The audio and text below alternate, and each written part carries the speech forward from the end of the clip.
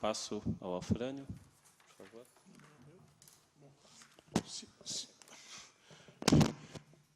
Je pensais intervenir à la fin, mais je vais juste, puisqu'on m'a relancé sur la question d'Arène, en pensant à venir ici, je pensais à la dernière fois que j'ai rencontré Caio France venant ici. Et c'était pour moi extrêmement intéressant parce que c'était juste après Cancun.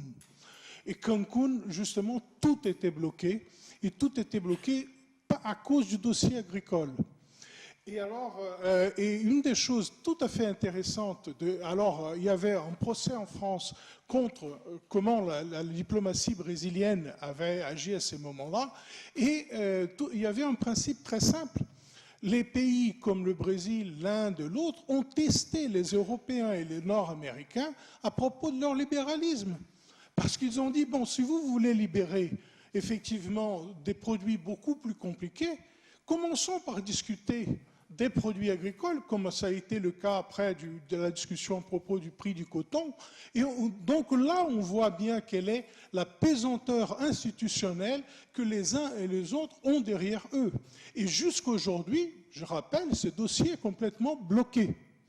Donc, et après, on a vu même des acteurs faire un double jeu. Par exemple, ici en France, réclamer que, effectivement, la compétitivité ne pourrait exister que si jamais ils étaient protégés, et aller à Santa Catarina et reproduire tout ce qu'ils ne pouvaient pas reproduire ici, parce que l'agenda écologique l'empêchait. Donc, ça a permis même des grands de s'exporter dans un cas de double jeu, et pas seulement les grands Français, les grands Brésiliens ont fait de même. Donc c'est pour ça que je dis que, de ce point de vue-là, je pense que si on parle de la recherche, et surtout de la recherche en sciences sociales, et par là j'entends l'économie, l'anthropologie, la sociologie et bien d'autres, on peut essayer d'expliciter au maximum toutes ces pesanteurs institutionnelles et toute cette différence d'acteurs qui sont en train de construire ce qu'on veut discuter là. Parce que faire du futurisme ou du prophétisme, je m'excuse, c'est pas mon problème. Mon problème en sciences sociales, c'est de comprendre, y compris comment les histoires lourdes sont présentes là, et à travers les contraintes qu'elles imposent, quelles sont les marges de manœuvre pour tous les acteurs qui sont là. Je rappelle du côté brésilien, quand on a commencé toutes nos enquêtes, c'était les moments les plus difficiles pour la constitution d'une paysannerie. Dans mon cas particulier, j'ai vu comment des migrants vers São Paulo, Rio, qui étaient obligés de vivre dans des conditions intenables dans ces villes-là, ont pu accumuler un minimum pour permettre à leur famille d'origine de se constituer en paysans. Et ça, dans l'époque où même les syndicats étaient fermés et tout ça. Donc, très sincèrement, quant au fait que les mouvements sociaux reproduisent et que des gens qui n'ont pas d'autre alternative vont continuer à lutter, je n'ai aucun doute. Alors par contre, pour augmenter leur marge de manœuvre, là, je crois qu'effectivement, il y a une réflexion à faire. Et je veux conclure par une chose, parce que j'ai toujours vu en France aussi une espèce de critique de dire, bon voilà, la structure duale des institutions qui portent sur le monde agricole. Mais si on met en histoire sociale brésilienne, on voit qu'au dans l'histoire française, je rappelle, bon, la paysannerie s'est établie, tous les tenants du château ont été mis dehors. Donc on a l'établissement du village et le château diminué son poids. Le cas brésilien est absolument l'inverse. La Casa Grande, qui est, disons, où sont les seigneurs, c'est la Casa Grande qui a mis tous les habitants qui serait un proto-village dehors, avec un processus de paupérisation très net. Et ça, a eu un réflexe tout à fait clair dans la mobilisation politique des grands propriétaires qui avaient jusque-là le monopole de la représentation et le monopole de la construction institutionnelle. De là, les subventions. Donc, ce qu'il y a eu de nouveau, c'est mes camarades à côté. C'est-à-dire comment les mouvements sociaux, et tout d'un coup, ont pu permettre qu'il soit installé au cœur du pouvoir fédéral une dualité. D'ailleurs, à Cancun, je me rappelle, France pourra après rappeler ça, le représentant du ministère de l'Agriculture a voulu provoquer le silence de tous les autres membres, et des diplomates, et des gens du NEAD, parce qu'ils se sont toujours considérés corporativement comme les seuls représentants de l'agriculture.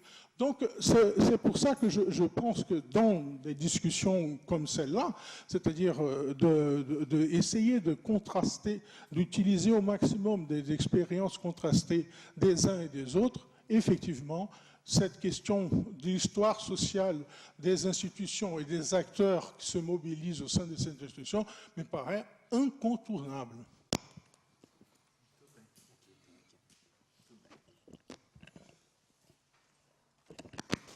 Quanto à primeira questão, que seria entre a fala de ontem do Caio sobre os limites institucionais, políticos, à questão fundiária e a fala de hoje, não há contradição, porque nós, ao construir o Plano Nacional e ao construir esse processo todo, também reconhecemos os limites que há, né? Mas nós estamos discutindo, porque inclusive o ministro tem dito sempre, nós precisamos transformar o assunto da reforma agrária num assunto da esplanada dos ministérios, um assunto do governo federal como um todo, e não apenas um assunto do MDA e do INCRA, né?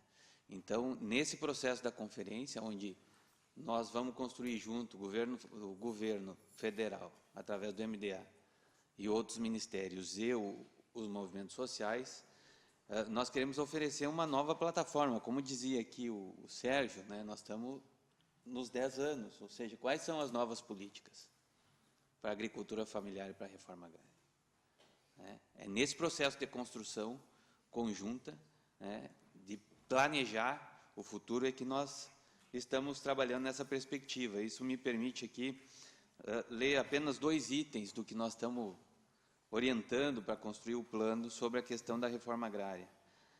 A gente está dizendo assim, qualificar o processo de obtenção de terras, novas terras e de criação de novos projetos de assentamento da reforma agrária, observando fatores como concentração de população extremamente pobre no campo, no meio rural, indicadores cadastrais de concentração fundiária, disponibilidade de terras públicas ainda não destinadas e demanda social fundamentada. Outro item que orienta a construção do plano é selecionar os imóveis rurais a serem desapropriados para fim de reforma agrária, após análise de sua viabilidade como assentamentos rurais, identificando a capacidade de geração de renda, disponibilidade de meios para a montagem de sua infraestrutura básica e a possibilidade de inserção em mercados, como o Programa de Aquisição de Alimentos e o Programa Nacional de Alimentação Escolar. Isso aqui é construído dentro do Conselho Nacional, junto com os movimentos sociais.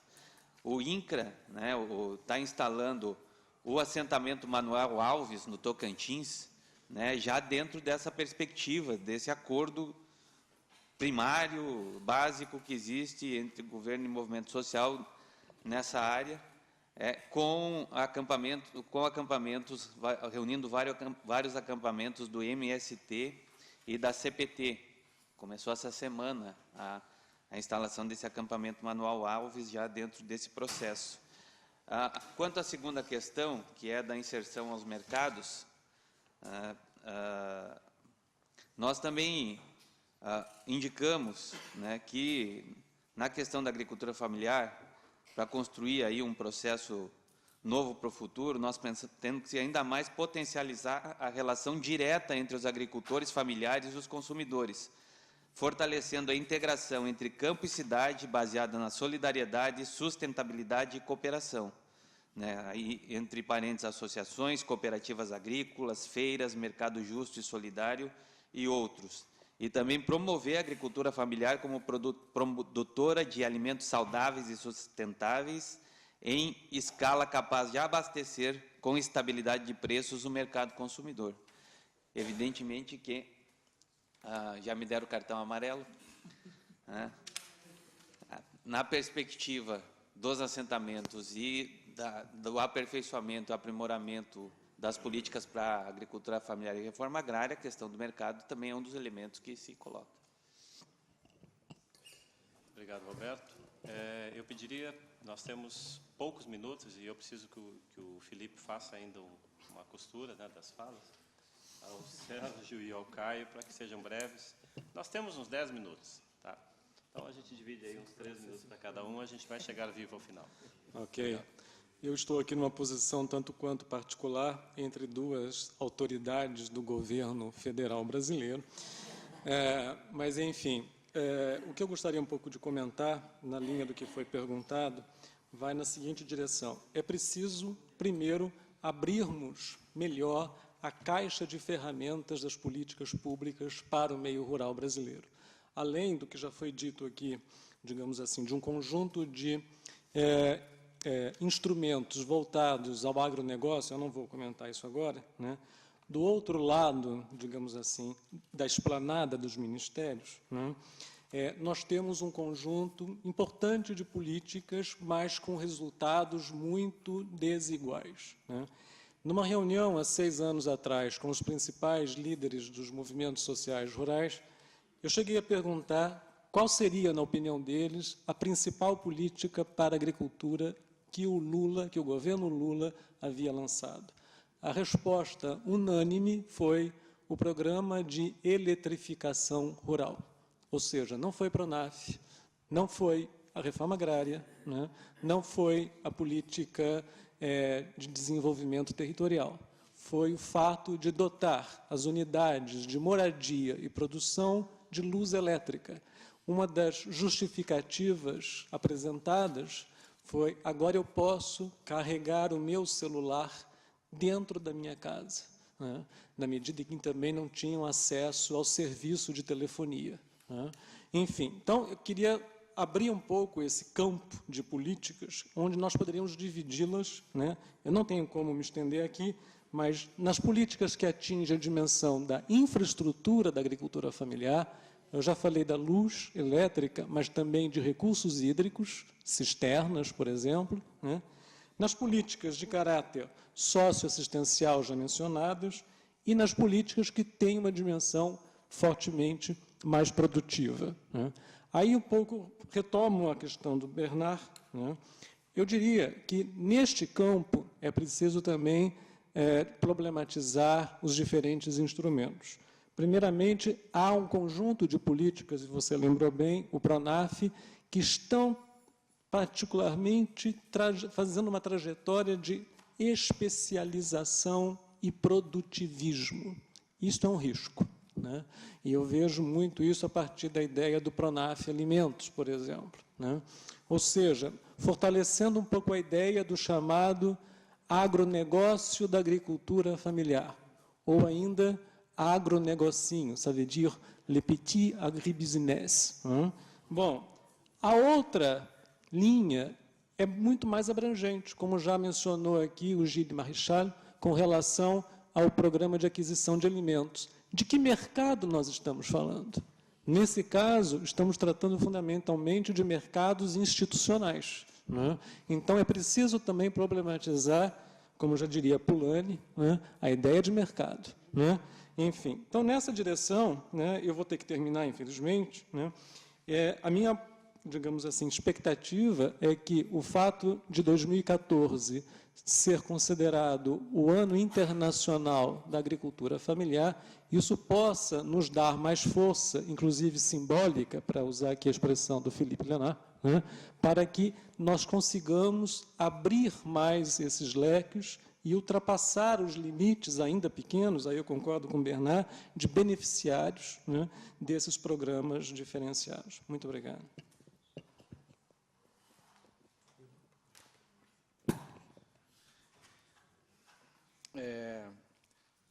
A perversidade da formação econômico-social brasileira produziu mazelas muito profundas. Nós estamos falando de uma trajetória extremamente recente, com instrumentos que não têm 2 anos, 3 anos, 4 anos. Todo balanço crítico é legítimo e necessário, mas o que eu acho que é importante olhar para esse processo de afirmação social da agricultura familiar e das políticas como um processo político a quente com lutas sociais. Nós estamos falando, sim, as políticas convergem, politicamente, o sentido delas é convergir para a produção da autonomia dessas pessoas. Autonomia numa sociedade capitalista. Essa inserção econômica vem carregada de uma série de contradições. Mas nós estamos falando de um processo, que eu acho que essa é a marca do processo brasileiro, é a intensa luta política em torno das políticas. Então, nós não estamos falando de uma implementação burocrática que estabelece uma seletividade a priori, que escolhe aqueles que vão ser integrados. Nós estamos falando, como disse a CONTAG e outros movimentos lá em 95, uma aposta na abertura, junto ao Estado brasileiro, de instrumentos que permitem resgatar direitos básicos. Um resfriador de leite para um produtor de leite é induzir o produtivismo? O acesso à energia elétrica que vai poder... Tem esse sentido? Então, tem uma dimensão de acesso a direitos, de construção de autonomia, que está na base do sentido que é dado. Aí tem um elemento de aliança política. Há conflitos e convergências com os movimentos, mas há um sentimento comum, que tem que ser testado cotidianamente, que a orientação dessas políticas é para produzir autonomia.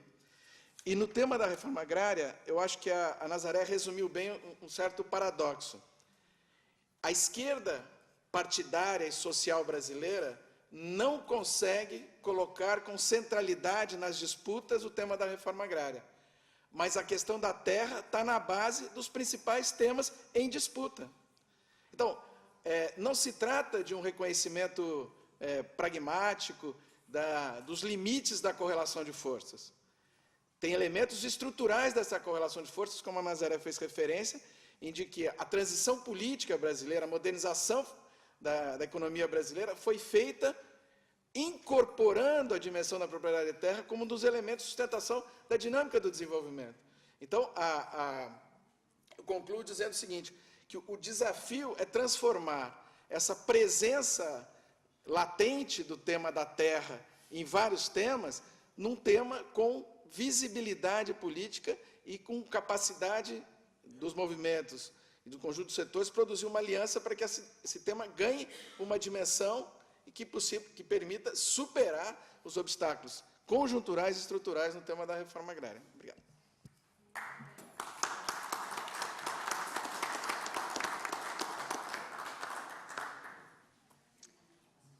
Bien, on m'a donné 3 minutes, alors je crois que j'ai juste le temps de dire au revoir, mais enfin, bon.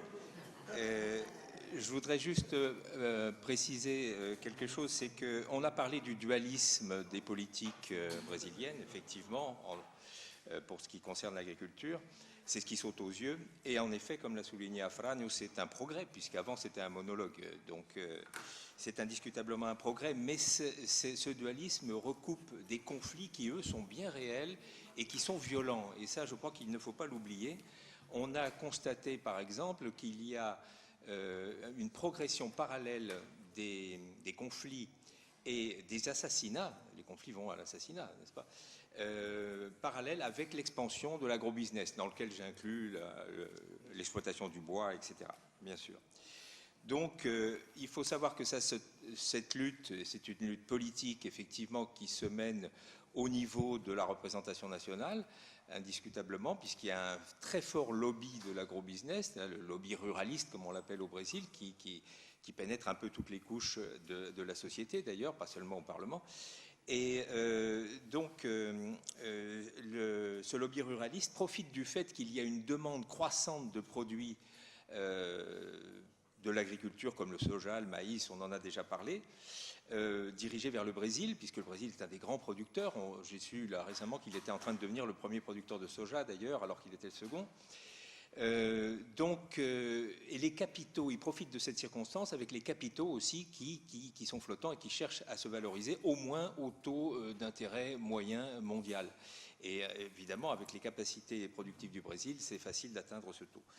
Bon, alors cet aspect qui est violent. Par ailleurs, je crois que la question, comme on le voit, est éminemment politique. Hein.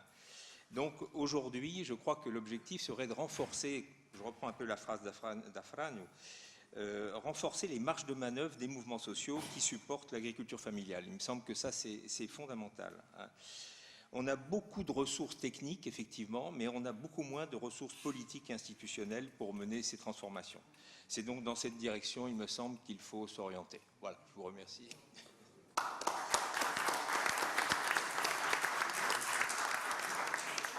Muito obrigado, Felipe. Bom, encerramos. Eu acho que encerramos com mérito. Eu agradeço aos nossos convidados.